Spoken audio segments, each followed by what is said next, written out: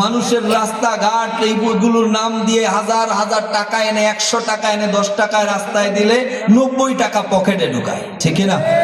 আর আল্লাহর রাসূল কি বললেন? যখন রাষ্ট্রীয় সম্পদ ব্যক্তিগত কাজে ব্যবহার হবে তখন অসংখ্য মানুষের হক নষ্ট হয়, ঠিক না? মানুষের হক নষ্ট করলে আল্লাহ ক্ষমা করবেন? কথা বলেন, আল্লাহ ক্ষমা করবেন? আপনি মনে রাখবেন, হাসরের ময়দানে কিছু লোক উঠবে অনেকগুলো আমল নিয়ে, বস্তা বস্তা আমল। একজন আসবে, আইসা বলবে, এই তুমি আমার দোকানে চা খাইছিলা, টাকা না দিয়ে চলে আসছো, দাও। হাসরের ময়দানে টাকা আছে? আওয়াজ দেন না। টাকা আছে? হুজুর বললো 5 টাকা পাই, তো 5 টাকা দাও। ভাই 5 টাকা কেমনে দেবো? আল্লাহ রাসূল বলতেছেন 5 টাকা তো টাকা তো আর দেওয়া যাচ্ছে না, কি লাগবে? বলে ওইখানে লেনদেন হইল মাত্র 2টা, এক হইল সওয়াব আর এক হইল গুনাহ। এক হইলো সওয়াব আর এক হইলো গুনাহ। বলবে তোমার যদি টাকা নাই তাহলে তুমি যে ওই দিন নামাজ পড়ছিলে ওই সওয়াবটা আমারে দিয়ে দাও।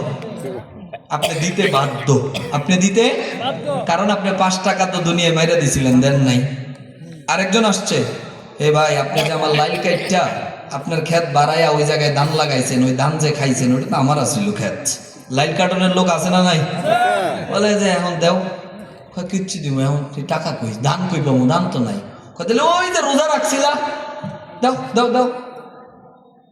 দিতে আপনি বাধ্য, কারণ আপনি তার কাছে ঠেকা, ঠিক না? বান্দার হক আল্লাহ ক্ষমা করবেন? এবার আরেকজন আসছে, কয় তুমি তো এটা করছিলা, টাকা হাওলাত নিয়ে মাইরা দিছিলা, দাও। এরকম বান্দার যত হক আপনি নষ্ট করেছেন হাসরের ময়দানে ভুরি ভুরি আমল নিয়ে যদি উঠেন কোনো লাভ নাই। পাওনাদাররা নিতে নিতে নিতে নিতে নিতে নিতে আল্লাহর রাসূল বলেছেন ওই দিন সবচেয়ে ফকির ওই ব্যক্তি হবে, তার চেহারার গোস্ত পর্যন্ত পাওনাদার নিয়ে যাবে, এমন এক পরিস্থিতি হবে। তাও একজন আইসা বলবে তোমার থেকে কিছু পাইতাম, দাও। কই এখন তো কিছুই নাই।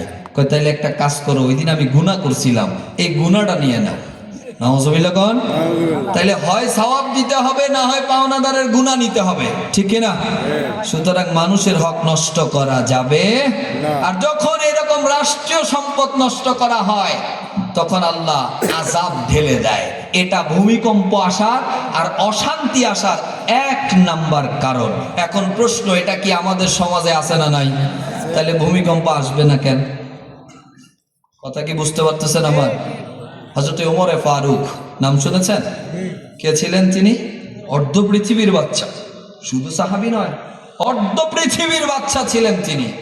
তিনার ব্যাপারে নবীজি জানিয়েছেন, ওমর তুমি রাস্তায় হাঁটলে শয়তান তোমারে দেখলে রাস্তা বদলায়। সুবহানাল্লাহ বলবেন না?